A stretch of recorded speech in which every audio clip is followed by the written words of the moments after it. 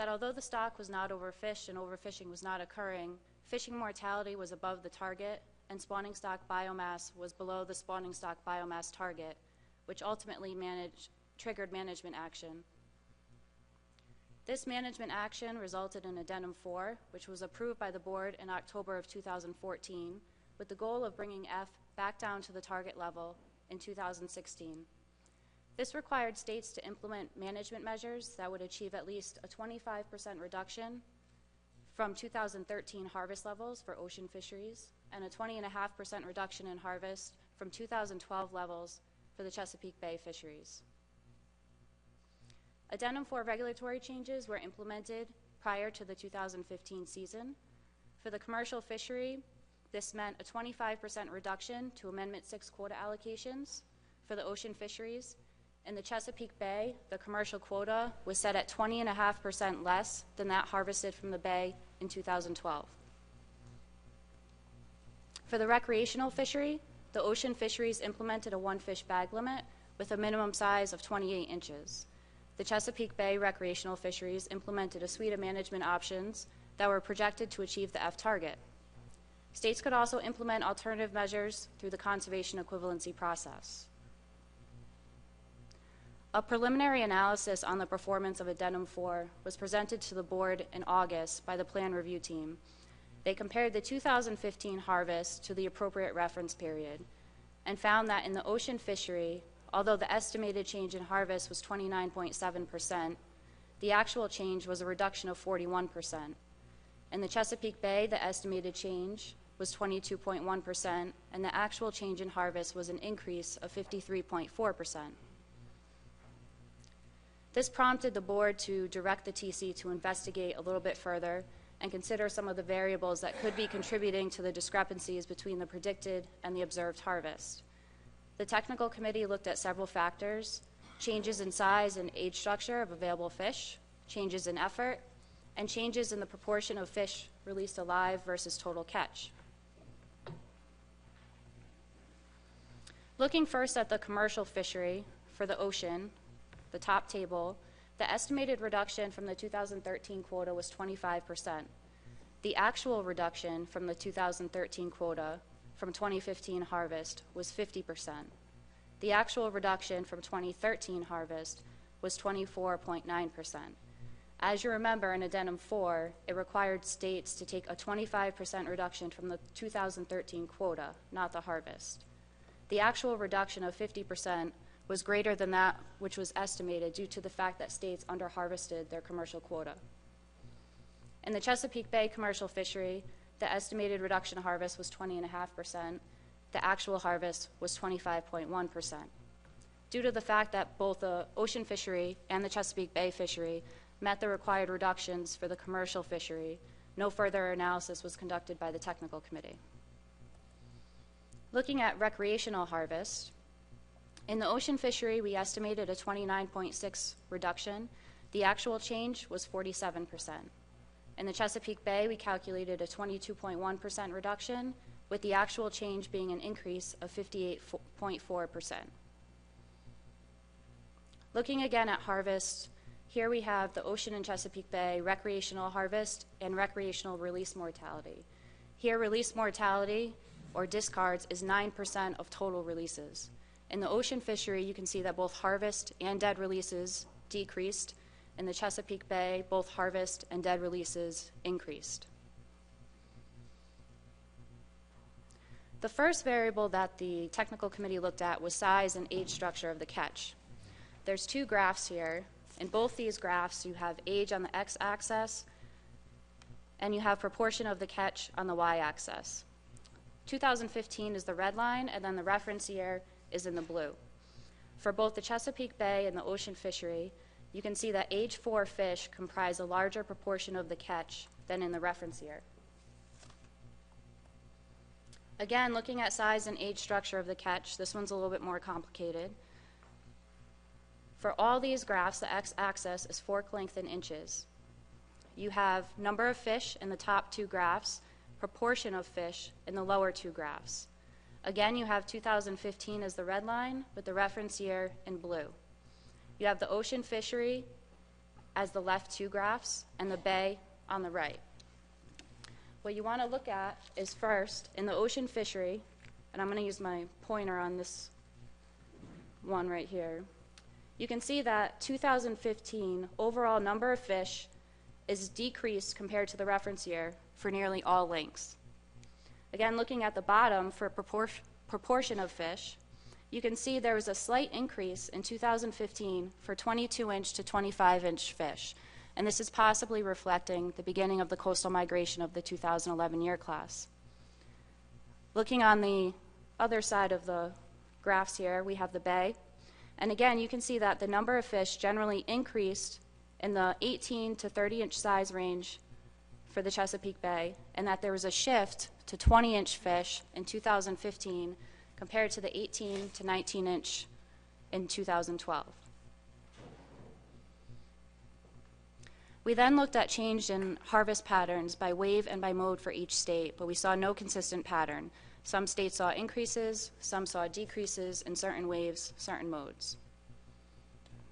The next variable we looked at were changes in effort.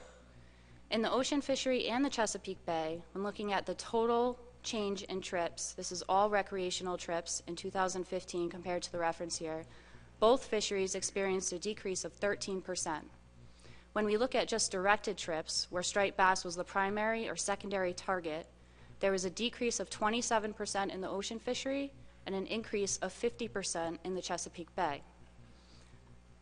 All states in the ocean fishery had a reduced number of directed trips, with the exception of New Jersey, who had a very slight increase of 2%. Again, when we looked at effort by wave and mode for each state, there was no consistent pattern.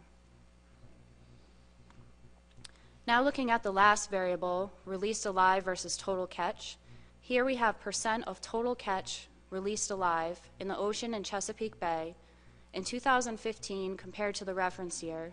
Both the ocean and Chesapeake Bay saw an increase in the percent of total catch released alive. This is indicating that the regulations are working and that anglers are releasing more fish alive. Every state in the ocean and Chesapeake Bay experienced an increase in the percentage of striped bass released alive versus total catch in 2015 compared to the reference year, with the exception of Maryland, who had a very small decrease of 1%. Maine, Massachusetts, Connecticut, New Jersey, and North Carolina in the ocean experienced a change of less than 10%. For the remaining states, the percentage of total catch harvested decreased more than the percentage released, again indicating that anglers were releasing more fish alive. So to put this into context, again, the goal of this performance evaluation was to identify the variables that could be contributing to the differences seen in 2015 removals compared to those that were originally estimated by the technical committee. We saw that the ocean recreational fishery had a larger reduction than that was originally estimated by the technical committee. The Chesapeake Bay recreational fishery saw an increase in harvest when a decrease was expected. We all know that size and bag limit analyses assume that effort, angler behavior, catch per unit effort, and the size, composition, and distribution of fish available to anglers will be the same in the future. Any violation of these assumptions can lead to reductions different than those originally estimated. The TC found that the most significant variables contributing to the differences in realized harvest versus that estimated were effort and the availability of the 2011 year class. In regards to effort, striped bass targeted trips decreased by 27% in the ocean fishery, whereas they increased in the bay fishery. For the 2011 year class, the year class was nearly fully recruited to the bay fishery in 2015, and the length of the 2011 year class coincided with the bay's legal size limits. Overall, the TC concluded that addendum 4 measures are working, and the harvest in the coastal fishery was reduced by the necessary amount. Although harvest in the bay increased, given the availability of the 2011 year class and the increased striped bass targeting, the management measures likely did reduce harvest from what could have been taken under previous regulations. And with that, I'll take any questions. Thanks, Nicole. We got questions for Nicole? Rob O'Reilly. Thanks, Mr. Chair. Thank you, Nicole. And I wonder if the technical committee talked about the mismatch on the recreational fishery in terms of the years in question. So in particular, we had an 8.5-hour meeting before we made this addendum active, and at the time the main thought was there had been a 14% reduction in the bay, and that was the reason for not choosing 2013. But clearly the recreational fishery was not impacted like the commercial fishery from that 14% reduction. In other words, no jurisdiction changed its size, its season, or its possession limit. It's merely that we were under a bay-wide quota from 1997 through 2013. Recreational fishery was part of that. So as it turns out, the commercial fishery, I think what I saw that you presented was a 25%, a little over 25% reduction. For the recreational fishery, a 54% increase. That was harvest, of course. But I think if you look at 2013 and compare that to what the coast had for 2013 as well, it's about a 10% reduction rather than an increase. And I wondered if the technical committee had talked about that. It was noted by members of the technical committee that there would have been a difference had we looked at 2013 compared to 2012. And you are correct that when we were developing Addendum 4, 2013 was used for the coastal fishery, but as you said, because the Chesapeake Bay had already taken a 14% reduction to their commercial quota in 2013, they requested to use 2012 as a reference year, and that was approved by the board. Because the Addendum 4 stipulates that 2012 is the reference year for the Chesapeake Bay, the technical committee did not analyze that year, but it was noted by some members. John McMurray. Thank you, Mr. Chairman. One of the things that struck me is that, and I hadn't read this in the briefing material, but the commercial harvest or the commercial, I can't remember if it was harvest or effort, but it decreased by 50% or somewhere around 50%, whereas in the Bay specific, recreational effort increased 50%, and I'm wondering if the tech committee noted that and if there was any discussion on maybe that had to do with availability. So I believe for the commercial fishery, yes, it did. There was a reduction. That was off the total quota, so that was managed by the quota. In the recreational fishery, there was an increase, and that was most likely due to effort in the 2011 year class. Does that answer your question? Thank you. Yeah, I guess it does, but I'm still not quite sure on the commercial side of things. They underfished by 50%, right? Did I understand that correctly? No, that was the coastal fishery, not the Chesapeake Bay. So the coastal fishery had to take a 25% reduction to Amendment 6 quotas. Ultimately, it ended up coming out to 50% due to the fact that they under-harvested. Go ahead, John. Okay, thank you. Yeah, I understand that. But I'm wondering if there was a discussion that maybe that had to do with availability. I mean, the quotas are the quotas. You would think the states would meet them. The technical committee did not discuss that. The past few years, it has been consistent that they have under-harvested. They under-harvested in 2013 as well. Thanks, John. Mike Louisi. Thank you, Mr. Chairman, and thank you for your presentation, Nicole. I want to just be clear. I read in the report, and it wasn't part of the presentation.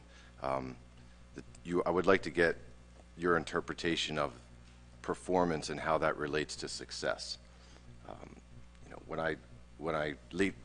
Adding to what Rob O'Reilly had mentioned already, when you compare the 2015 catch in the Chesapeake Bay with the 2012 estimate of effort and catch, the 2012 estimate was the lowest in a 20-year time series for that comparison. So when we see numbers, you know, an increase in harvest of 58.4% in the Chesapeake Bay, it kind of leads, I think, board members to believe that Maryland and Virginia, Potomac River may not have contributed to the successful management, and I stress the word success. Now, I do understand that success, in my mind, is understood through an evaluation of fishing mortality, which we're going to get to at some point here later this afternoon. So, did the technical committee intentionally not make any comments regarding this performance being a basis for success? Mike, I think you're right. Katie's going to do a presentation on the stock assessment, though. You know, that might be a better question for her after we present that. So why don't you hold that question for a little bit? Adam Nowalski. Thank you. What were the PSEs associated with the recreational harvest estimates in the Chesapeake Bay for the years that generated this reduction, and were they substantially different from PSEs from years earlier in a time series? Unfortunately, we do not have the PSE estimates in front of us at this time.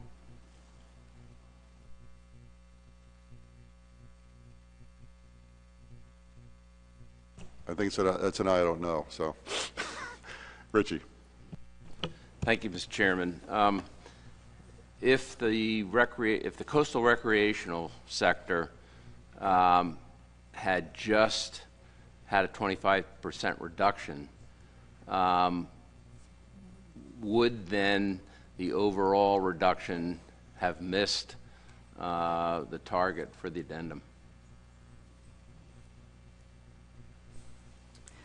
So as far as this evaluation, the technical committee was not evaluating whether the target of the addendum was met. It was very specific for us to just be evaluating what variables could have contributed to the differences seen between the harvest and estimated estimates. So we can definitely discuss that as we get into the assessment update, but as far as this evaluation, we were just looking at the variables.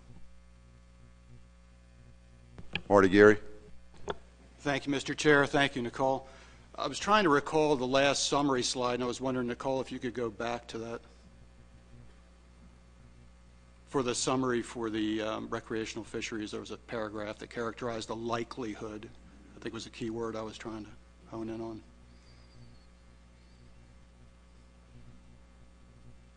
And while you're pulling that up, I guess I'll go ahead and mention my thought, is that the recreational delta increase for the Chesapeake Bay recreational fisheries was driven, per your information in previous slides, by the B2s. So is that really saying the measures likely reduced harvest from what could have been taken under the previous regulations? Is the inference there that if we hadn't changed, it's sort of a wash? I mean, we may have, we likely have, we don't know by how much, because you heard Mr. Langley and Mr. Brown and Mr. Louisi from Maryland talk a little bit about what we had to go through in the Chesapeake Bay jurisdictions. And so I'm just trying to characterize that last bullet you have there. And again, going back to maybe the term that Mr. Louisi used, success, what did we achieve? So in terms of the last bullet on the slide that's currently up, what we were trying to say in this case is because Maryland and the Chesapeake Bay did, in fact, change their management measures in 2015, although they had an increase in harvest and dead releases, had they not changed those management measures and had the minimum size still been the 18 inches as opposed to the 20 inches, there could have been an even greater increase in harvest and dead releases. Go ahead, Mike. Thank you, Mr. Chairman, and thanks for a second opportunity to just provide a comment on leading off of what Mr. Gary just mentioned. You know, I wanted to thank the technical committee for making sure to stress the point that the emergence of the 2011 year class was kind of a game changer. You know, we were at the point when we were implementing these new measures where we were seeing just an enormous biomass growth in the bay to the point where it was exploitable.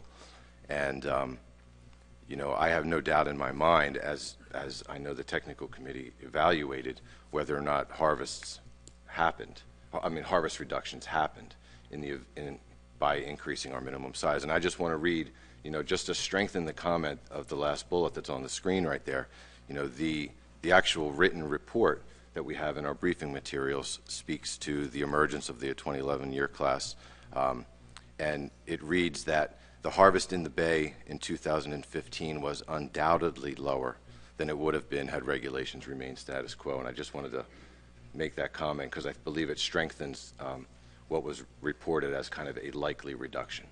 Thanks. Okay, thanks, Mike.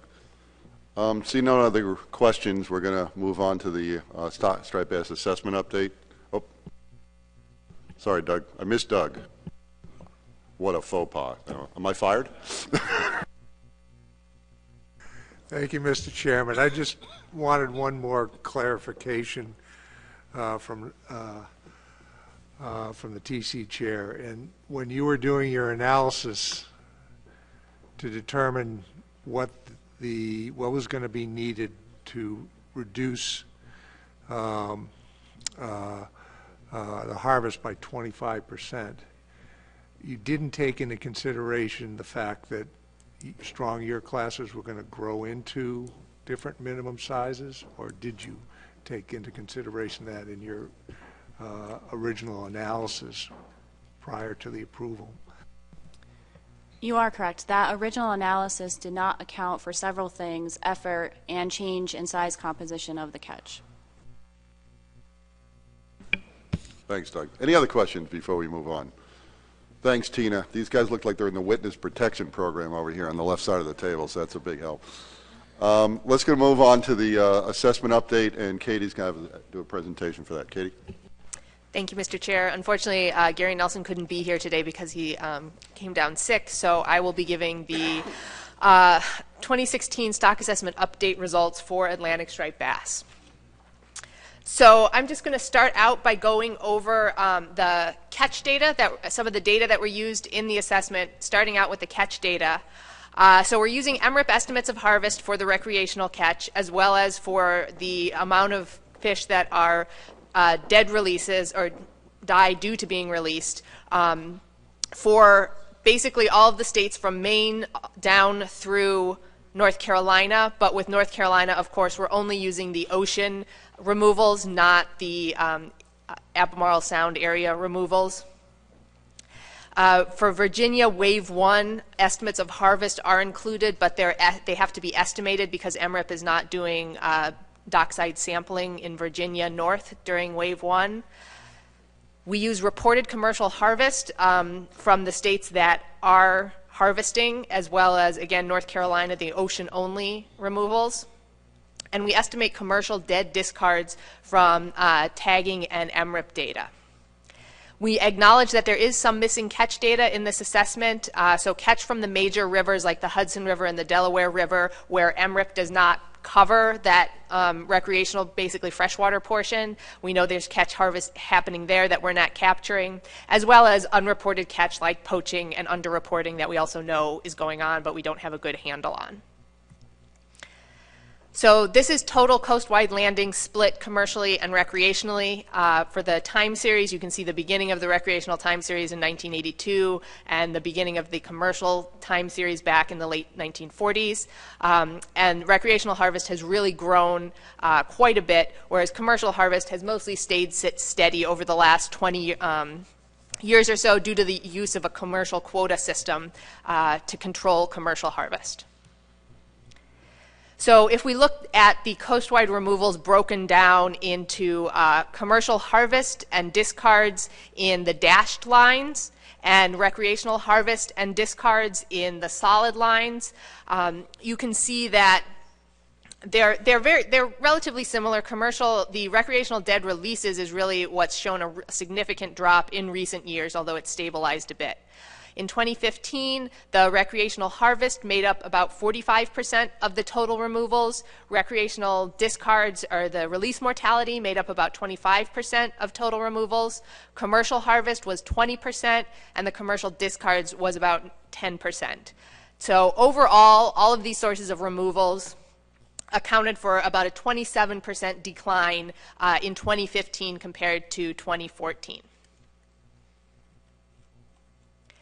The model uses 3 separate fleets to account for some of the spatial dynamics of striped bass in their fisheries. So we have here a commercial dead discard fleet, a ocean fleet that includes harvest from Delaware and New York River areas, as well as a Chesapeake Bay fleet.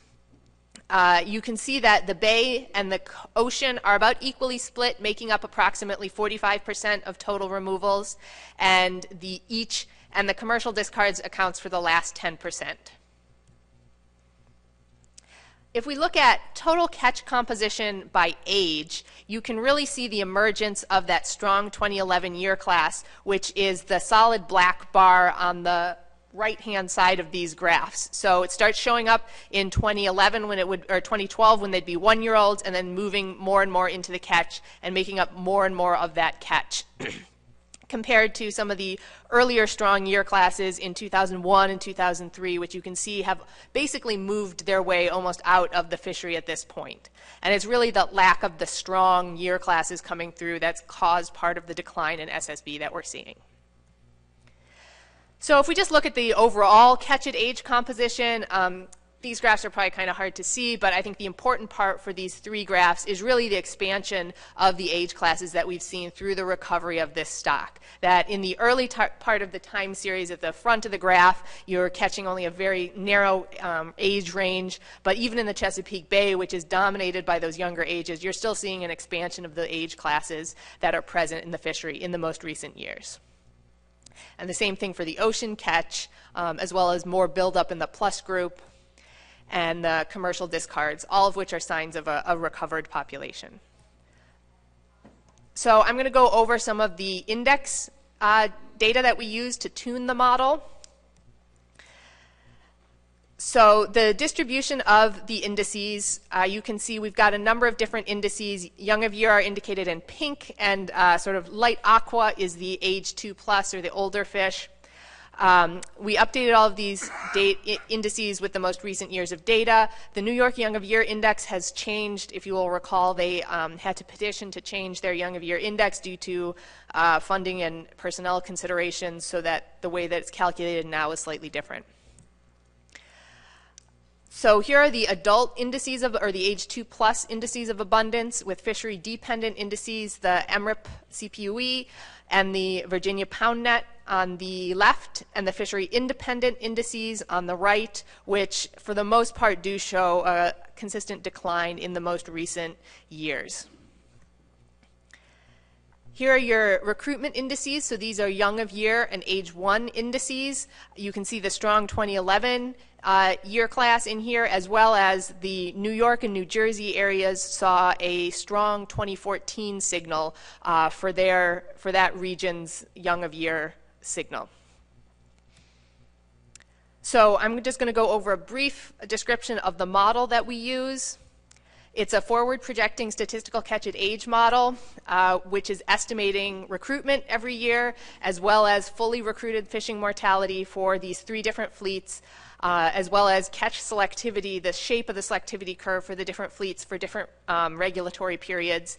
With the implementation of new regs in 2015, we likely would expect the selectivity of these fisheries to change. Unfortunately, the model didn't really have enough data to estimate that, so there was almost no difference in the results, including 2015 as a separate selectivity period compared to lumping it in with the earlier selectivity period. That may change as we move forward under the new regulations and add more years of data. We also estimate the catchability coefficients and the selectivity for the indices.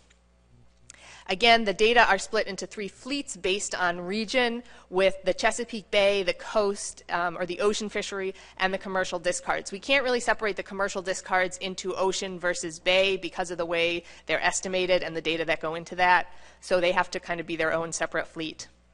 This improves the estimates of selectivity because they are working on different sections of the population, and allow us to provide sort of a partial F for how much that fleet is contributing to the total mortality, fishing mortality.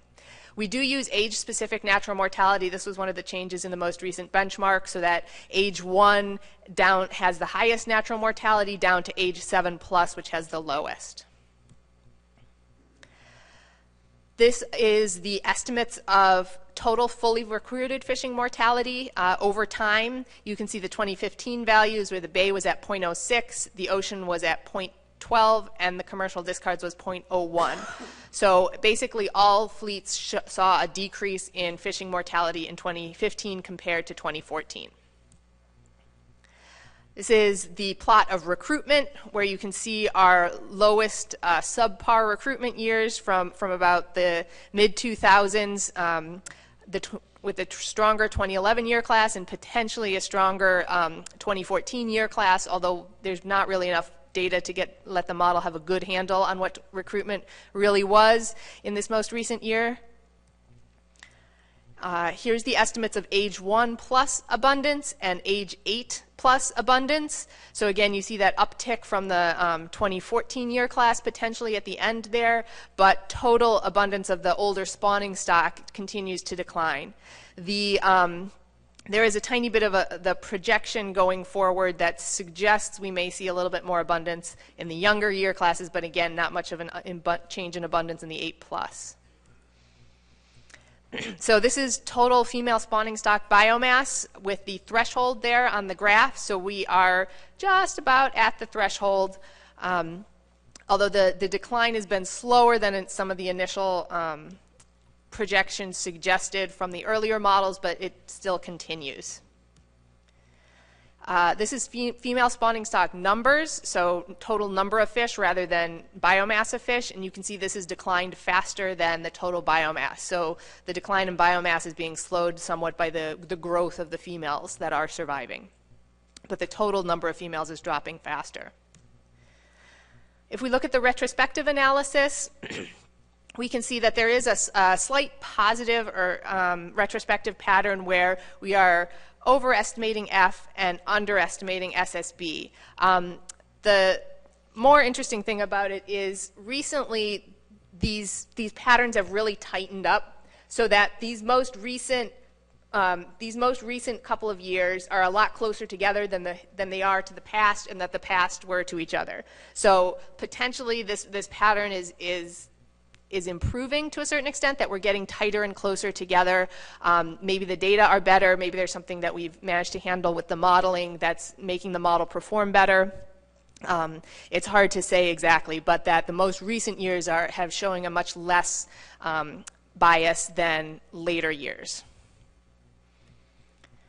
So in terms of status of the stock, the SSB is above the threshold, at least the point estimate is. There is about a 40% chance, due to the uncertainty in these estimates, that it is below the threshold. But the point estimate is above the threshold, meaning the stock is not overfished. It's still below the target. In terms of F, the F is below both the target and the threshold, indicating overfishing is not occurring, and the addendum 4 measures worked. We are below the target for F. The dotted line is the solid line is the trajectory from this assessment. The dotted line is on the screen, but you really can't see it, which is the trajectory from the 2015 assessment update. They're virtually identical. So we also did a set of projections looking at constant catch, number one. So if we maintain this level of catch that we saw in 2015 from 2015 all the way through to 2018, what happens to SSB and what happens to fishing mortality. You can see under a constant catch, this is SSB relative to the threshold.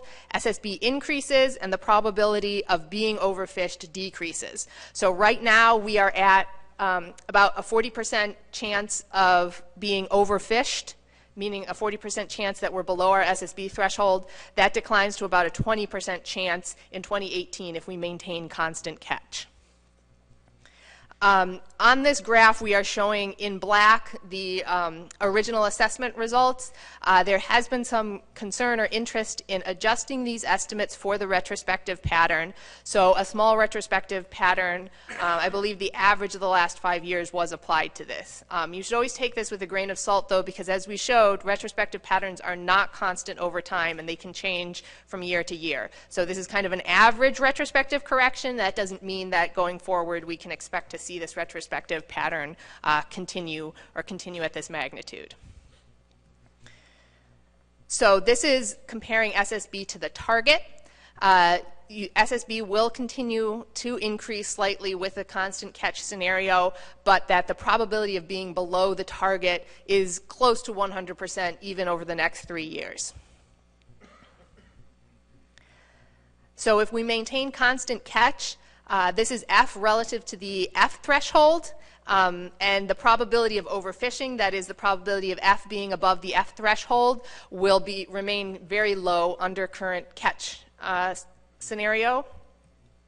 Relative to the target, we will only have at most a 20% chance of being above the target if we maintain constant catch over the next 3 to 4 years. We also did some scenarios looking at a constant F case. So rather than look at how keeping landings constant, if we keep fishing mortality constant, what happens? Looking at F equals to 0.16, that is the F in the terminal year. And if you do that, you can see SSB will increase slightly and slightly stronger. But again, you'll see that we have here, we put them on 2 graphs just to combine them just to make your life a little more difficult.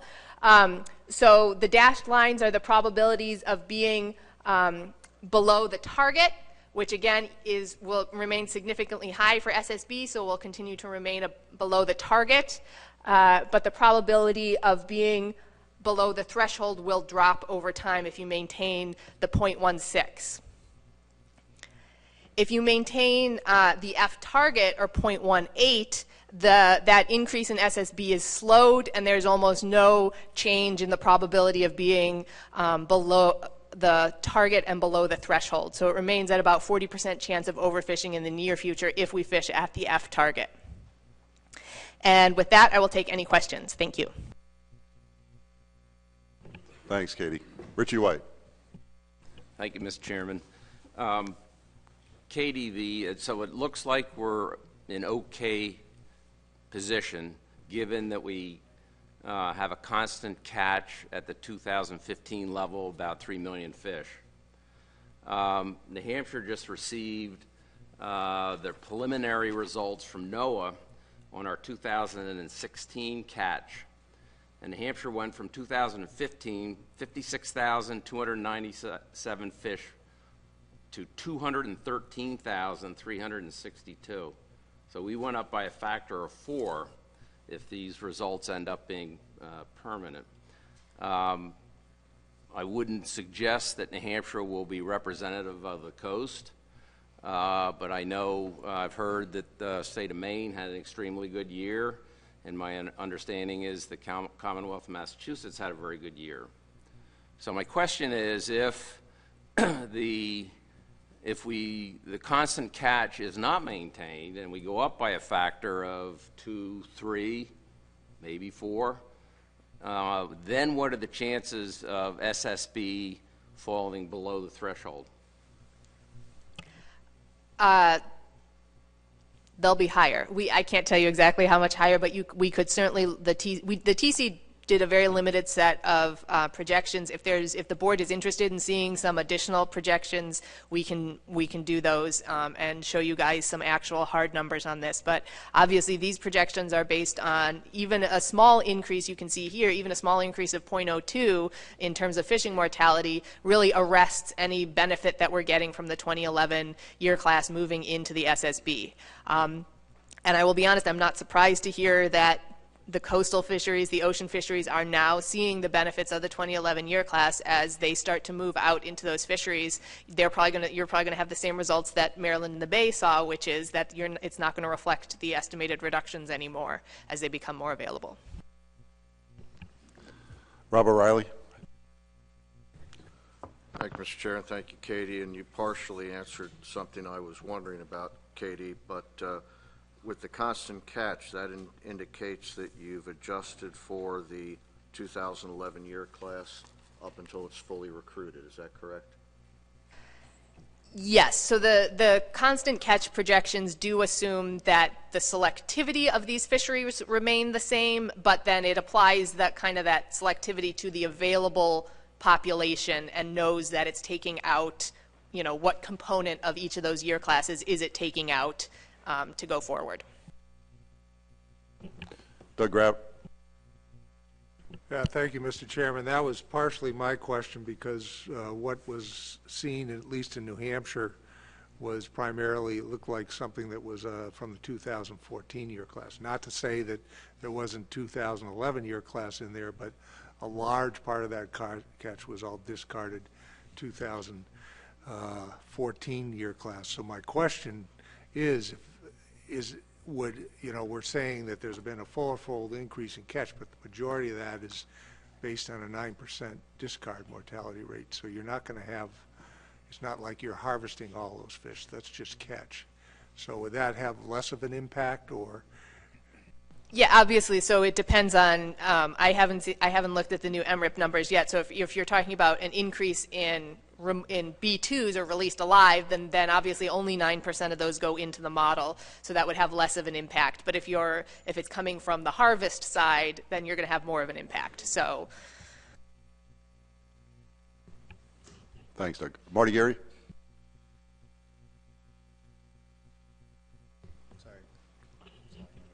Oh, Rob's trying to sneak in. Okay, was that was your hand, Rob? Go ahead. Well, actually, let me get to Tom Foti first. I'll come back. I'll come back to you, Rob. Tom Foti. I'm happy that New Hampshire saw a fourfold increase in their catch or figures this year, but I guarantee you that was not the case in New Jersey.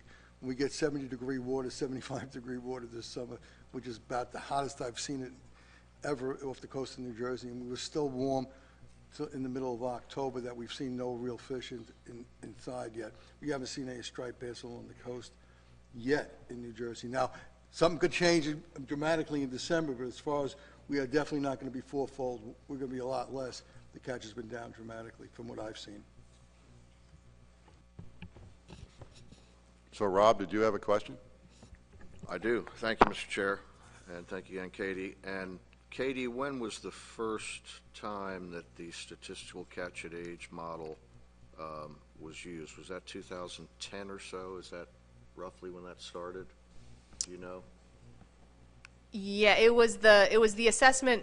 So the most recent 2013 peer-reviewed acceptance was the second iteration of that model. So the previous one in the mid-2000s-ish, I believe, is the first time it was used. So my question is on the retrospective and making sure that I understood what you said about the variability.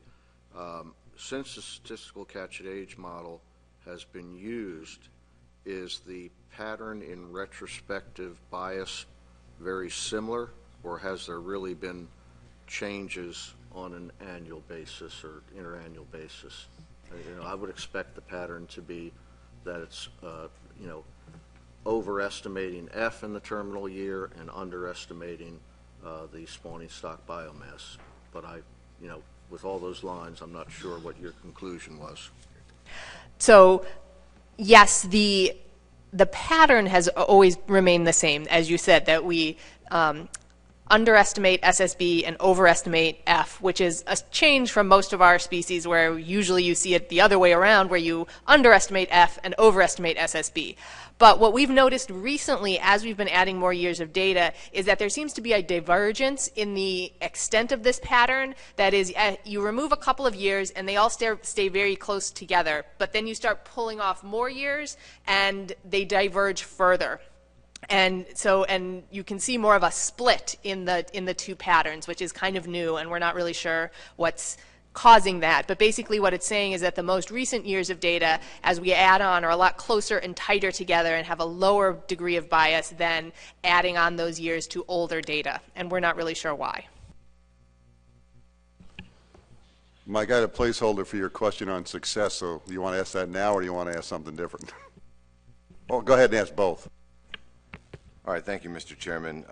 Well, the question I had for Katie was, and it just relates to what's to come. I know that we have a benchmark assessment planned, and I'd wonder if you could give us some thoughts on, what the timeline for that benchmark is and when you would expect, to have results of that available for the board. And after that, Mr. Chairman, I may have a follow-up. So we are anticipating this to be completed and peer-reviewed in 2018. Right now, we are not on the SARC schedule. And of course, I guess there's two parts to this answer. Number one, in theory, if everything goes according to plan, in 2018, probably we will have the results either for the August or for the October board meeting. If we're not on the SARC, then we can tailor that schedule. We would go through an ASMFC organized peer review, which is a little more flexible in terms of timing. Having said that, one of the major components that we expect to change for this analysis will be the MRIP re-estimation of effort. And right now, the timeline does allow us to incorporate those new data as they are released in 2018. And any kind of calibration factors that we need to recalibrate some of the most recent years. However, if that schedule changes, then we may have to come back to you guys and ask what you want to do in terms of, obviously, MRIP is expecting significant changes in magnitude to the landings based on the new effort estimates, and so there will probably be an impact on the assessment and on past assessment results. So we'll have to deal with the question of, if that timeline gets disrupted, does the board want to continue with the striped bass timeline, or does the board want to wait on that issue until that is resolved? That's kind of a worst case scenario, but that's what we're looking at right now. Go ahead, Mike. I appreciate that, Dr. Drew, and I kind of anticipate there being some considerable challenges as MRIP unfolds and we begin to look at that as far as the assessment. I guess my follow-up question is a little more broad in scope, and maybe it's more for the board or for you, Mr. Chairman, to consider, but it's a question that has been posed to me time and time again over the last year, and that question is, what are our next steps? What are we planning to do anything with this recent information, this recent assessment update that we've just been reported out on? Because the way I see it, especially if there's any delay in the benchmark assessment, we're looking at 2020 before we would implement any new management measures. Currently we're operating under Addendum 4.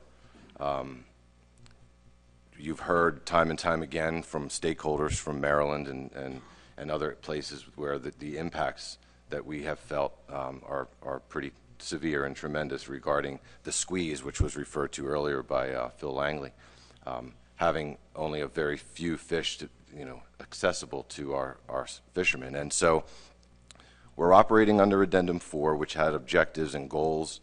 The one objective was to reduce fishing mortality to the target.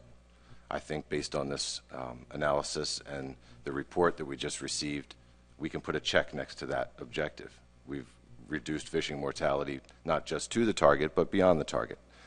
And it was in the report in our materials, it actually indicated that projections would show that by 2018, that fishing mortality, if we maintained our approach, would even be reduced even further to 0.14 from 0.16. The second objective in Addendum 4 was to preserve and protect the 2011 year class. I would say that we've done that.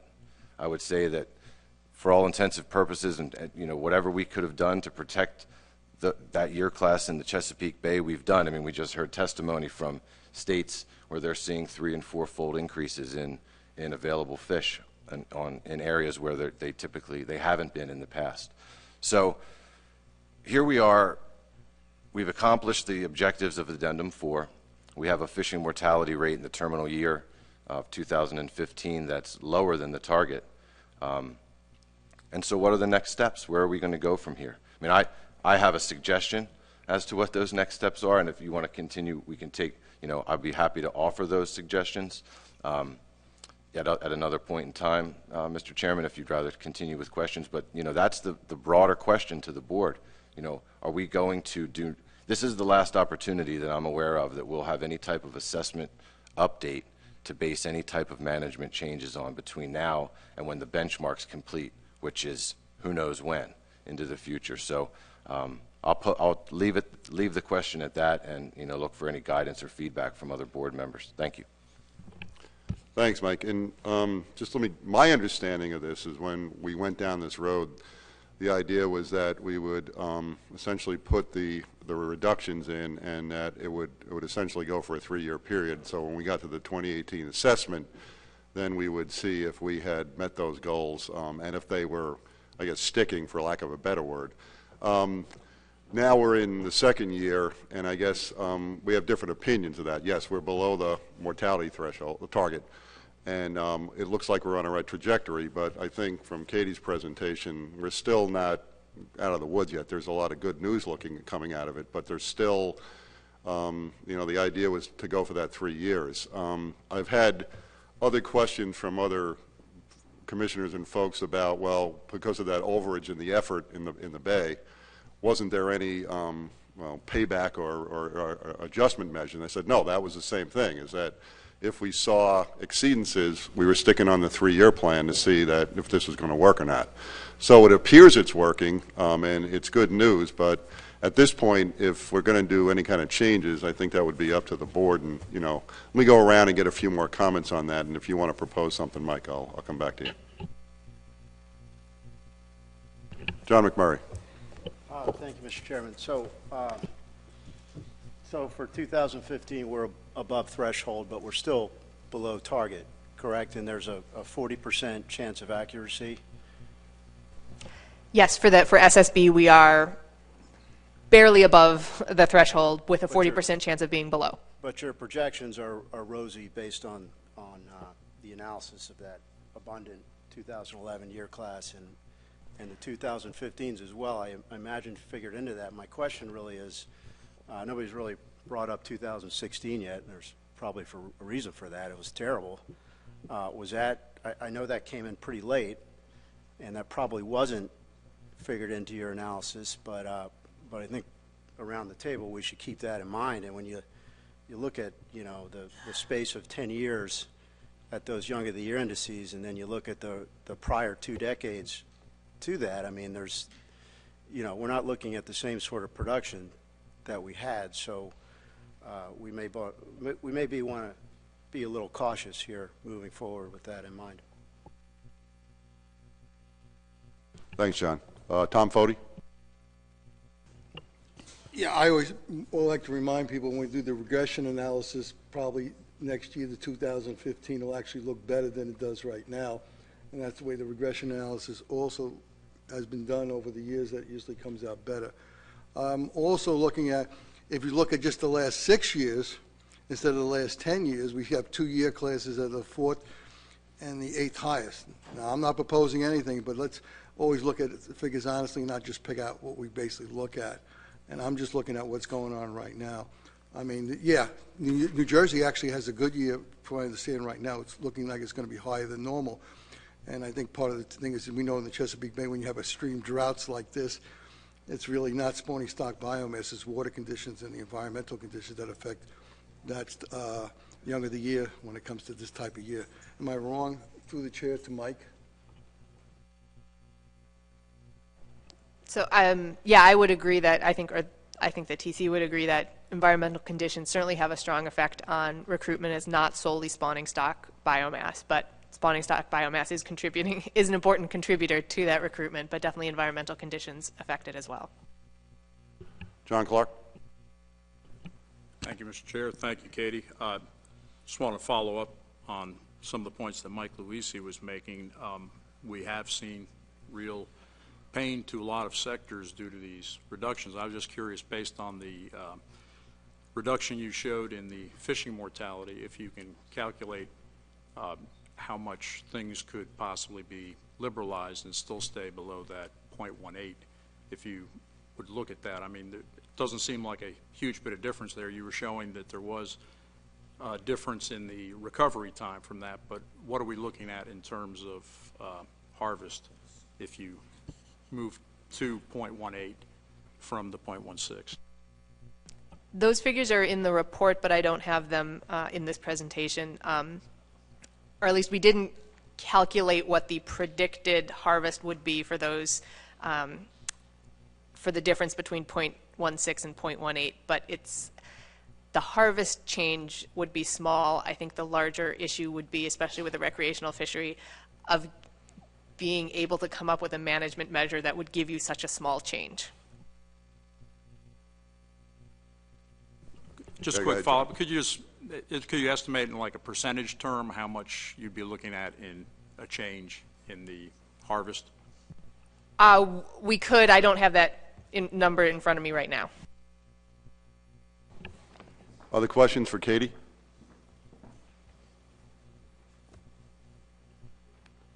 Okay, seeing none. Mike, you want to offer up something? Yeah, thanks, Mr. Chairman.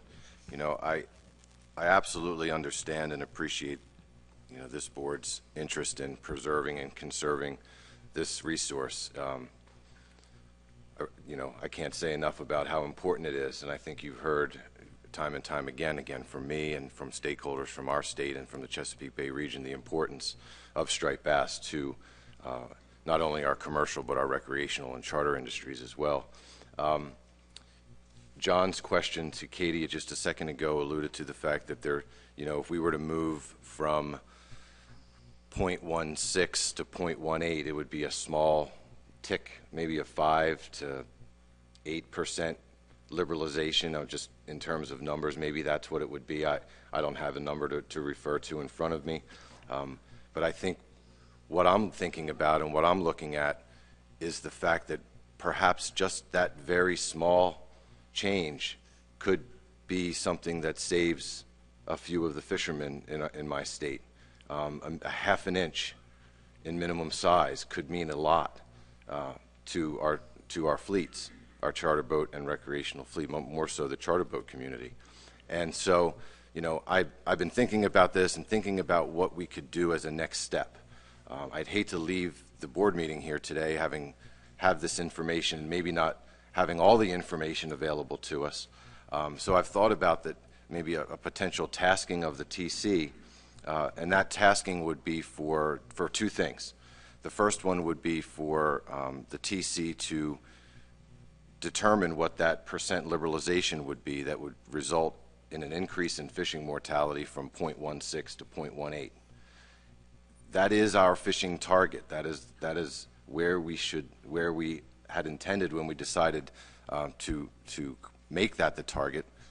That's where we should be. If we were over the target, we'd be thinking potentially about reductions to get to the target. So, you know, I think it would be, I would like to see what that means as far as overall catch increase. How much is it? What percentage is it?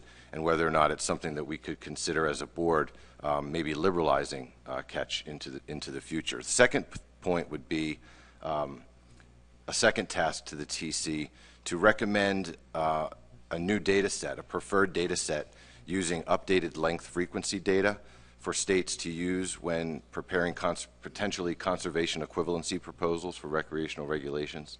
You know, all of us have the opportunity in a given year to consider conservation equivalency proposals as modifications to our recreational regulations as it results from stakeholder engagement and stakeholder involvement. And, you know, the previous time period that we used to calculate the reductions for Addendum 4, I believe, was 2011 through 2013. Well, we now have some new information, and I think, you know, having a recommended data set from the TC for us to use to explore alternative recreational management measures would be helpful. So those are the two tasks, and, you know, I'd look to the board to you know, support that moving forward for, you know, potentially a report at our February meeting. Thank you, Mr. Chairman. Well, let me just ask Katie, in terms of workload or for the TC, how much effort would this be, and would this be taking away from, you know, the next assessment? I mean, that's the only concern, is it's a workload issue. So that request, what do you think it would be involved for work for the TC? The TC could certainly do any analysis that the board tasks us with, but I would remind the board that Following this meeting, the technical committee was planning on getting started on the 2018 benchmark stock assessment. Our next agenda item was to actually work on the terms of reference for that assessment and bring those to the board at the next board meeting. So that would certainly impact our timeline. How much, I can't really say, but it definitely will slow things down a little bit. Okay, so let's go around for some reactions to Mike's proposal. Any questions on that? John McMurray. Thank you, Mr. Chairman. Yeah, I'm not sure what you're recommending. Can you hear me now? Okay. Are you suggesting we don't have a fishing mortality threshold at all? We just fish at the target F? Go ahead, Mike. No, John, what I'm suggesting is that we currently are 0.02%, we're underneath the fishing mortality target. When we took the reductions that we did in Addendum 4, the analysis of 2015 indicates that we overshot the target. And so the way I view that is it's kind of like a little cushion in what we have available to us as far as management action to fish at the target. You know, fishing at the target is not, it's not a risky thing. It's the target for a reason, and I feel like we may have an opportunity to explore and just have that conversation once we're informed about what are we really talking about as far as additional catch. And maybe that little bit of additional catch could go a long way over the next few years in helping, you know, with some of the hardships that have been faced, that folks have faced based on that. So I'm not suggesting at all about removing the threshold. We're lower than where I think we could be, and there's a little cushion there that we might be able to exploit. John Clark. John Clark. Thank you, Mr. Chair. I'd just like to speak in support of the ideas that Mike just put forward. I think we're talking about a small increase. Once again, these reference points, as we know, are very conservative to start with, so I think that what Mike's asking could probably be figured out pretty quickly, and I would like to see us proceed in that direction. Mike Armstrong. I very much appreciate what's going on in the Bay, although I look at the data, and I really want to talk more to you guys about it. I see, and I hear the charter guys talking, but I see you catching the same number of fish as you did last year. The harvest is the same. The number of caught and release are more. So I'm struggling to see the difficulty that this has created. And I'm very open to the explanation. What really worries me, it is a fool's errand to be messing around in the 100th spot on an assessment. We're kidding ourselves if we think there's a difference between 0.16 and 0.18. But to Katie's point, we're talking 0.02 is 2 or 3 or 4% increase, something like that. And what management measure are we going to take we're going to craft to get 4% more catch? And that's my concern. Rob, yeah, go ahead, Rob. Okay, thank you, Mr. Chair. Well, it's about a 12% difference if you just look at one fishing mortality rate, 0.16 up to 0.18. So that's a 12% difference. I don't know what that translates in number of fish. I think it's a good idea. I think you have to appreciate that from 1997 until 2013, Chesapeake Bay was under a bay-wide quota, and we were very used to making these fine point adjustments the best we can. I think we neared that quota one time, I want to say 2003, but if the harvest control model called for reductions, we took reductions. And I think that in general, we fish on a resident stock, and the way the whole system was set up and has been lost, it was on the 18 to 28 inch component. So 1 inch even might make a big difference may not be that much fish, but I do think it's worth us being able to see that. And in fact, everyone from our advisory boards to the charter groups to everyone else is very aware of the way management went over that time period. And so it's a big awakening to them to see that we're, not able to make even, modest changes. So I certainly support it. And I have another question if you want to come back to me later, Mr. Chair, which does not relate to this issue. Okay, Rob, thanks. Richie White?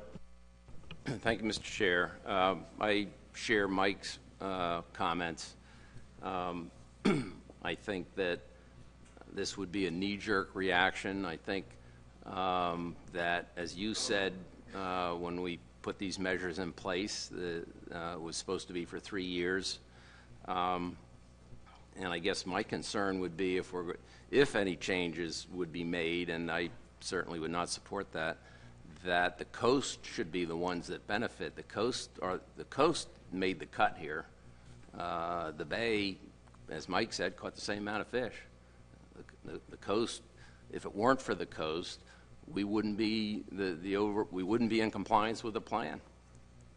So for that, I think it's not worth risking technical committee's time having that impact the stock assessment work. So I would oppose this. Thanks, Richie. Mark Gibson? Thank you, Mr. Chairman. I agree with a lot of the sentiments that Mike Armstrong spoke to. I'm looking at figure...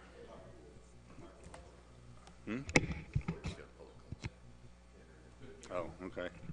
Sorry. Figure 9 in the assessment report, which I think shows the partial Fs, and I think that gets to matter. Oh, all right. I didn't want to get that hissing sound. But it shows, if you look at the partial Fs in that graph, that the one for the bay is flat. It hadn't come down. The partial F for the ocean, for the coast, came down substantially from the reference years, and the commercial discards as well. So, I mean, if we're talking about whether Addendum 4 achieved its objectives or not, I think it did partially, but not completely. So, and I do think we would be tinkering around with management measures that would be very unlikely to precisely achieve the small increment we're talking about. So, I don't know whether we're talking about an addendum here or working within what we have, but I think they should be the technical people should be focused on the benchmark assessment and some of the good ideas they have about proceeding with multiple stocks within the overall assessment and regional calculations and so on, and not tinkering around with what we've done, which looks to me like we've only partially been successful. Thanks, Mark. I think what we're discussing right now is simply to task the TC to get some additional data, and I think based upon the split we have right now, we're probably going to have to do this in the form of a motion, but let me get a few more comments before we get into that. Rachel? Thank you, Mr. Chairman. I think if I learned anything from the plenary session this morning, I learned that sometimes ahead of what the science is seeing is what the fishermen are seeing. So as I'm thinking about that, I don't think that Mr. Brown or Mr. Langley would make this trip to Maine, although it is absolutely beautiful here, if they weren't seeing something that might indicate that something else is going on. And I certainly understand Mike's comments about, the numbers aren't really changing. The fishing didn't change. But there's certainly thoughts there that there is something happening. And again, I don't think that these gentlemen would be here if not. I think the second thing that I learned this morning, and that was probably from the first couple years of ASMFC, was the comment about the waterman from Maryland who addressed the fishermen from Massachusetts and said, you're looking at the mothers. And he said, well, you're looking at the babies. And I can certainly understand that, but I want to promise this board that Maryland did what they could, because we know that we're stewards of what goes out into that ocean. So I think now that as the shoe might flip, as we look at that 2011 stock going out onto the coast, and we might be looking at a different set of data in 2016, all that we'd really like to ask is that we could task the technical committee with possibly looking at those numbers, just so that we can take it back to our fishermen and say, well, there might be a possibility here that we could save what it is that you came to ask for, and that's really to save your businesses. Thank you, Chairman. Kolashek. Yeah, I'm not interested in a blame game competition, but you know, for over 2 decades, the Chesapeake Bay region has managed and kept within their quotas, except for I think we came close one year, and you know, and this was on the back of our fisheries that we've done this, and now here we come around and all of a sudden now it's the Bay's fault, you know, and if anything needs to be done, it needs to be done in the Bay. I say, you know, it was the overfishing on the coast that has caused the issue that we're, you know, trying to solve today, and I think we deserve at least an opportunity to show our fishermen that, you know, maybe an inch size, you know, would make a difference or wouldn't make a difference, and I think it's worth looking into. Thanks, Kyle. Tom Foti. We weren't going to do a blame game and you blame the coast. I basically look at the fact that when we look at the mortality rate as the Chesapeake Bay catch, we also use the producing areas of the Hudson River and Delaware River, and they get no credit for that in the plan. All that mortality rate goes to the Chesapeake Bay. You get the bonus of counting those fish in from the Hudson and the Delaware, since we don't have a spawning area anymore since Amendment 6, I think it was. My concerns here, as you know, I was not supporting it going to one fish. I didn't think it was necessary. As the projections are going to see, we're going to have plenty of spawning stock biomass in 2017. But again, I don't approve of knee-jerk reactions, no matter which way it goes. I didn't approve this. This was that we went to one fish, because it was a 25-year, a 20-year span that we had the same regulations. It would seem to be working.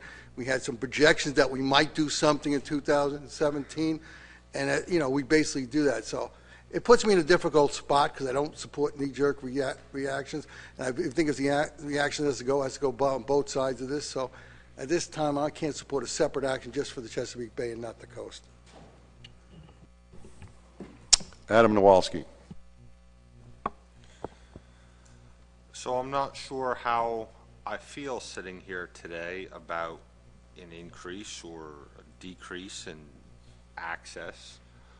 But what I do know is that what initiated this action a short time ago was a very small tick in F above the F threshold. And that very small tick above meant something. Again, I don't disagree with the earlier speakers that we may not be able to quantify it. With the retrospective pattern that suggested that F is generally overestimated and that the SSB is generally underestimated, there were questions at that time.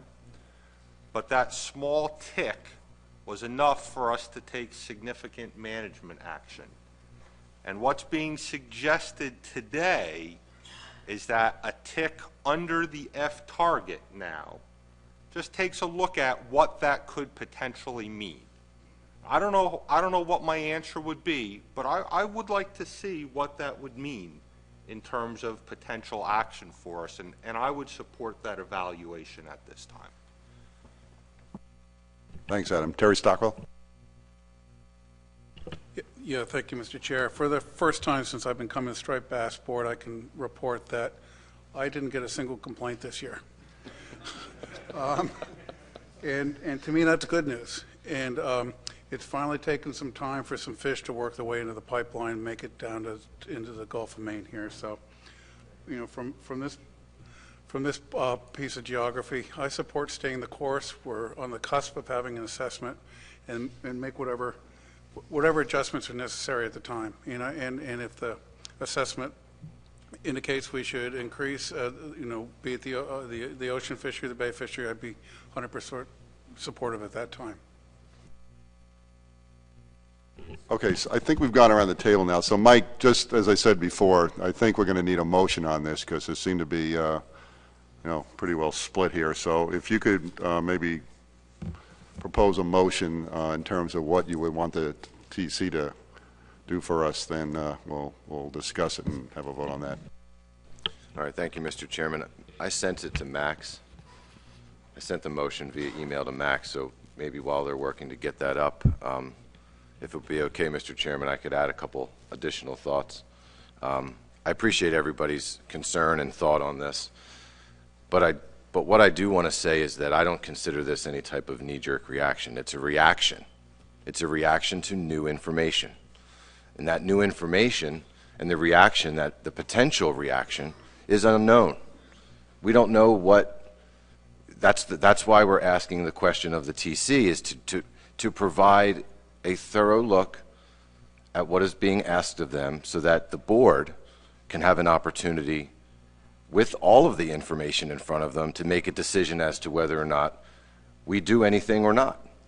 I think saying right now that a small increase in harvest, while it may translate to something small in nature, that I feel could potentially help the fishermen in my state, I think by making that decision without knowing what the numbers are and what we'd be looking at is premature to make the decision to not move forward, given that we don't have all of the information. So, but I do want to add one more. I have to make one more comment. Just before you go, Mike, can I get a second to this before John Clark? And if you'd like, I can read that into the record if you'd like. Okay. Okay. So I move to task the Striped Bass Technical Committee to 1, determine the percent liberalization in harvest that would increase fishing mortality from the 2015 terminal year estimate of 0.16 to the FMP target F of 0.18, and 2, recommend a preferred data set using updated length frequency data for states to use when preparing conservation equivalency proposals for recreational regulations. So just to clarify, you just want the percent increase in catch. You're not interested in a bag or size limit or management changes that would be required to get to that point. You just want to know how much additional catch could be taken. That would be what I'd be looking for as far as a percentage. And then if we had new data sets, if we had a new data set to use, we could calculate our own recreational measures that would fit within each of the states if we were to choose so, and if the board were to allow for that liberalization to take place. But again, that's for a future discussion and a decision at another time. Today's request was simply to get the information so that we can look at it and do an analysis and decide at a later date whether or not we would make that change. And Mr. Chairman, I do want to just make one more point. It was mentioned just a little while ago that it was the coast that it was the coastal reduction that made 2015 a successful year as far as how it translated into catch. And I have to disagree. We managed the Chesapeake Bay quota for 20 years, and we based that quota on exploitable stock biomass. And as the 2011 year class grew and got into the wheelhouse for fishing to happen on it, we increased the size limit by 2 inches. The quota in 2015 would have been tremendously higher than what it was in the previous years because of that 2011 year class. So therefore, I say, while maybe the catch may have been similar to the previous year, 2015 was reduced from 2014, but it had a very, very large potential. And so I have to disagree that the Chesapeake Bay wasn't a part of the successful nature of meeting the objectives of Addendum 4 and reducing fishing mortality on the coast. Now we have to remember we no longer are evaluated based on Chesapeake Bay catch. It's a coast-wide F, and we contributed significantly. Thank you, Mr. Chairman. Thanks, Mike. We've gotten a lot of comments on this already, so if there's some new things you want to add on, let me go around one more time. Emerson. Thank you, thank you, Mr. Chairman. I have a question for Commission staff. It was mentioned before that there might be some impact in terms of the work to be done on the timeline on the next assessment. What would be the impact of this? How much time is it going to take staff to take a look at this? And realistically, are we pushing back the timeline for the assessment at all by looking into this? Thank you. I can't answer how much time exactly it will take, but it could potentially push back what we wanted to achieve at the next meeting, which was bring the board a draft version of the terms of references for approval.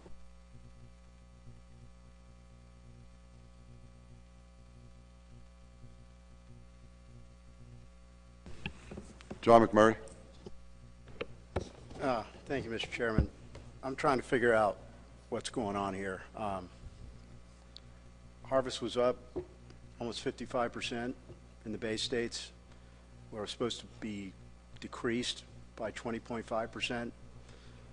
And I think during your presentation, recreational fishing effort was up 50%. Coastal states, on the other hand, went down to 1 fish, and our decrease was 47%, I think. So now we're considering a request from the states who overfished to do an analysis so they could catch more fish. So it just doesn't make sense here. Nobody's discussing, well, you know, maybe we should look at the regulations that they had in place that allowed them to go 54% over. Instead, we're considering this, and I don't really understand how the conversation even got here. Other questions or comments around that haven't spoken yet? Okay, Rob O'Reilly. So I'll try and respond to that a little bit, just a little help. So we're talking about the 54%, but we're not talking about fishing mortality rate. So we have a coast-wide fishing mortality rate. We have 3 fleets, but we haven't ascribed an F for the Chesapeake Bay. But you realize that we had the 2011 year class among us, and so the amount of discards, so for example in Virginia, the amount of discards went up from 250,000 in 2014 to 800,000 in 2015. That all counts as removals because you take the 9%. So unless we have an F specific to Chesapeake Bay, we're left with what we started with this addendum, which is a coast-wide fishing mortality rate. The other thing is you have to realize how low is low. So I'll just speak for Virginia. The recreational fishery went from 1.7 million pounds down to about 130,000 pounds by 2012 or so. So, you know, everything's relative to the position you're in, and now we understand that, well, there already are 2011 year class fish out on the coast, and there's going to be more. That's the migration schedule. So if we take this next year and do the same thing, it's going to look a lot different. But I think overall, unless you're willing to consider anyone that this is a coast-wide situation, and it is for fishing mortality rate, then you're nibbling at something that doesn't exist. Thanks, Rob. Any other questions from or comments from people who haven't spoken yet? I know you got your hand up, Mike. I'll come back to you. Actually, I'd like to go to the audience to see if there's any comments from the public. Arnold Leo.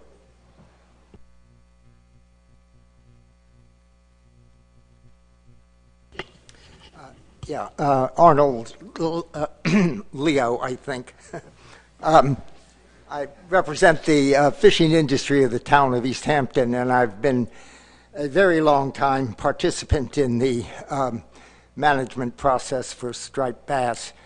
And from the point of view that I've developed, we're looking at simply colossal, historically speaking, a colossal stock of striped bass, which is basically in a terrifically healthy condition, except now with the spawning stock biomass sort of hovering around where it was determined that it should be. But I think we're being awfully finicky or a little bit too concerned with the very fine points of management. If with this situation of this huge stock and these fishing mortality rate and the spawning stock biomass being pretty much where they're wanted to be, that we can't be flexible in our approach to management when we have a traditional user group which is actually going out of business due to management actions and would benefit greatly by a slight loosening of the regime that was put on us with, I think it was Amendment 4. So I just want to speak in favor of Mr. Luisi's motion. Thank you. Thanks, Arnold. Any other public comment? Go ahead, sir.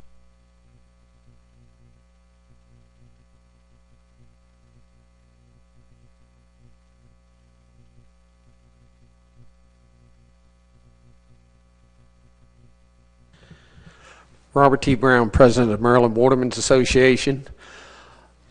What we don't realize here, if you go look back at our fishing practices we had over the years and years ago, the amount of fish that we used to harvest at that time, to compare to what we catch now, it's not a drop in the bucket. We don't want to go back there, and we don't want to go back to a spawning class of 1982. Our spawning stock that we have right now is more than adequate, and all we're asking for right now is not saying that we can go to 0.18, but just to look at it through the technical committee, and let's look and see what exactly it would do. Because our fishery, especially our charter boat fishery, is in real dire need. As well as, the rest of our fishery is also suffering with that 20.5 cut. And the only reason we got that cut at that time, that 20.5, and that 25% on the coast, was because the benchmark was changed. When you all adjusted the benchmark up, that took us out of where we were between the target and the threshold. So, that's what put us where we were at. And since then, we have abided by it, have taken the cut, and this cut hurts. And I thank you. Thank you, Mr. Brown. Any other public comment? Seeing none, we'll back to the board. Mike, I think you had your hand up, so you can. You're done. Anybody else want to make a comment? Russ Allen. Thank you, Mr. Chairman. Just because I can. I've heard a lot of talk around your board. I don't think anything that comes out of this change, this motion, will change anybody's mind on how they want to vote on a motion that may come up at the next meeting. But I still think it's a process we need to do. We would do it for any other species. We would do it if it was flipped over the other way. I just think it's time to, sit back, let the technical committee do their job, let the board analyze what they have to say, and then move forward. And, we're not talking that this would happen on such a quick pace that we're changing regs in the middle of next year. You still have to go through the addendum process if we want to, and things of that nature. So I'd like to see you call the question pretty soon, because I got a boat ride later. Well, it's all Terry's fault. He raised his hand before, and that's why we're going to go over. So I'm going to call the question now. I think we've beat this one pretty well to death. So I'll give you 2 minutes to caucus, because I think we might need that. So, and then we'll call the question.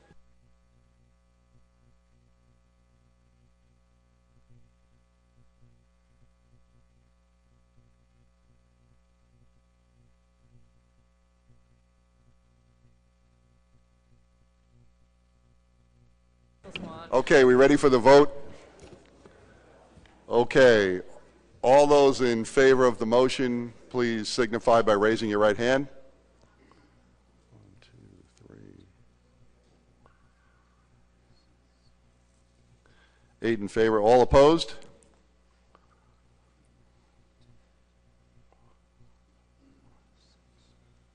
Seven opposed. Null votes? Abstentions? Okay, motion carries 8 to 7. 8 to 6, sorry. Okay, moving along to our last item of business. You going to do a presentation? I just have a couple. All right, Max is going to make a couple of comments on this before we talk about it, which should be pretty quick. Well, go ahead, Max. Thank you, Mr. Chair. Yeah, very briefly. So this agenda item was requested to be on this meeting's agenda.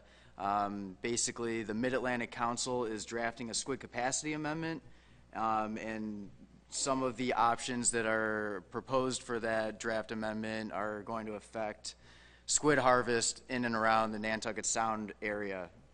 And since squid are a primary prey item for striped bass, the AP has a lot of interest in those options being considered, and noted at their last conference call meeting that they would like the board or the AP or something along those lines to submit comment to the Mid-Atlantic Council on that draft amendment.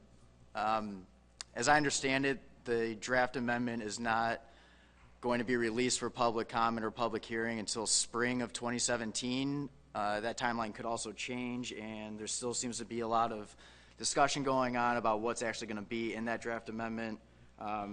Talking with the board chair before this meeting, we thought it might be appropriate to postpone this to the next meeting or until more information comes available regarding that draft amendment.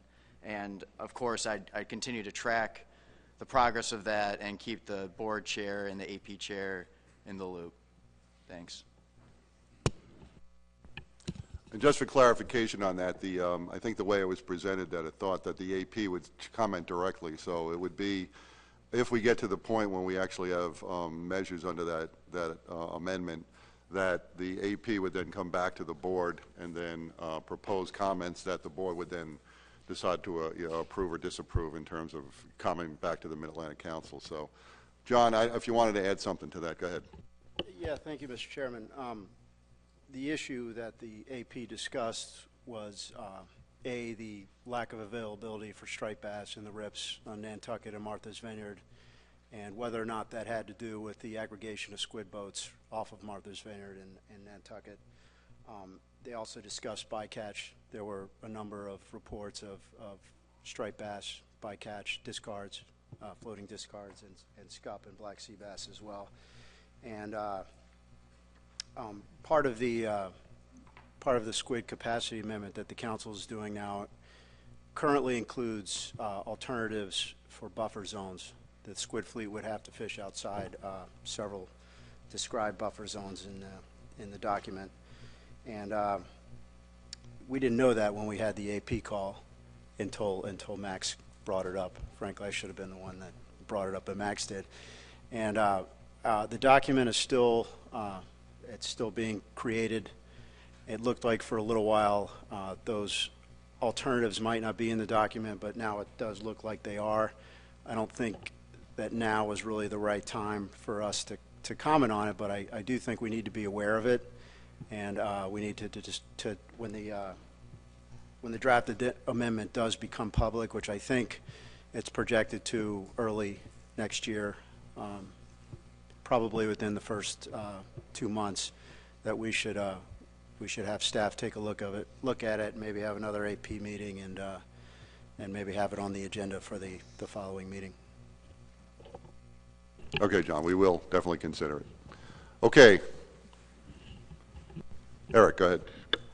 Thank you, Mr. Chairman. It's 4:45. I've been in the squid business since 1983, so about 9:30 tonight I'm going to be done with my comments, if that's okay with you. I have no problem talking about this at a later time, but the Mid-Atlantic Council hasn't even had a committee meeting yet. I don't believe it's going to be early next year. Maybe it's going to be late next year. Maybe it's going to be the following year.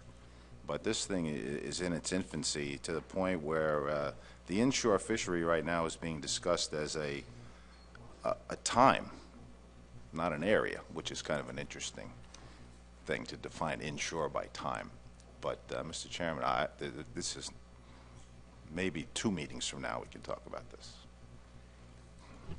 Thanks, Eric, and maybe I won't be chairman then, good.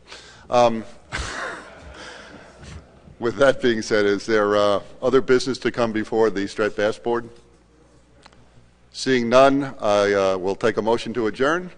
Seeing and seconded by everybody. And now I want to go to Terry Stockwell, who has this fabulous announcement he's going to make to us about, and I got done on time, right, Terry? I saved you. Great job, Jim. And I particularly want to thank Russ for calling the question. We're headed out on the Atlantic Cat. It's a large white catamaran on the other, docked on the other